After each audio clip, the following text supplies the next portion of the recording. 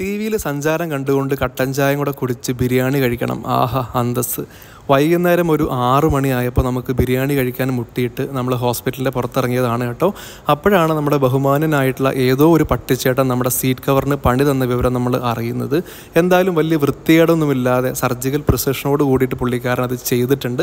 നമ്മൾ ഇന്ന് പോകാൻ പോകുന്നത് ഇവിടെ ഒരു 300 മീറ്റർ മാത്രം മാറി സ്ഥിതി ചെയ്യുന്ന മലയാളി ഫുഡുകൾ അല്ലെങ്കിൽ കേരള ഫുഡുകൾ മാത്രം സ്പെഷ്യലായിട്ട് കിട്ടുന്ന നമ്മുടെ ഏറ്റവും പ്രിയപ്പെട്ട മലയാളി ദർബാർ എന്ന് പറയുന്ന ഹോട്ടലിലേക്കാണ്.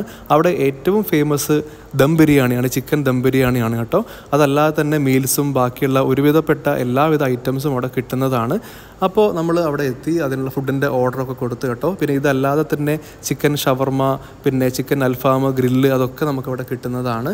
ഈ ഒരു ഹോട്ടലിൻ്റെ തൊട്ട് മുന്നിലായിട്ടാണ് നമ്മുടെ കർണാടകയിലെ അല്ലെങ്കിൽ നോർത്ത് കർണാടകയിലെ തന്നെ ഏറ്റവും വലിയ വളരെയധികം ഫേമസ് ആയിട്ടുള്ള യൂണിവേഴ്സിറ്റികളിലൊന്നായിട്ടുള്ള ഗുൽബർഗ യൂണിവേഴ്സിറ്റി സ്ഥിതി ചെയ്യുന്നത്. ഈ ഒരു ഗുൽബർഗ യൂണിവേഴ്സിറ്റിയുടെ കുറച്ച് സ്ഥലം നമ്മൾ ESIC മേടിച്ചിട്ടാണ് നമ്മളിപ്പോൾ ജോലി ചെയ്യുന്ന ഹോസ്പിറ്റൽ പോലും അവിടെ പണി കഴിപ്പിച്ചിട്ടുള്ളത് കേട്ടോ. അങ്ങനെ ഒരു 10 മിനിറ്റ് കൊണ്ട് നമ്മൾ ഓർഡർ ചെയ്ത ബിരിയാണി നമ്മുടെ കയ്യിൽ കിട്ടി.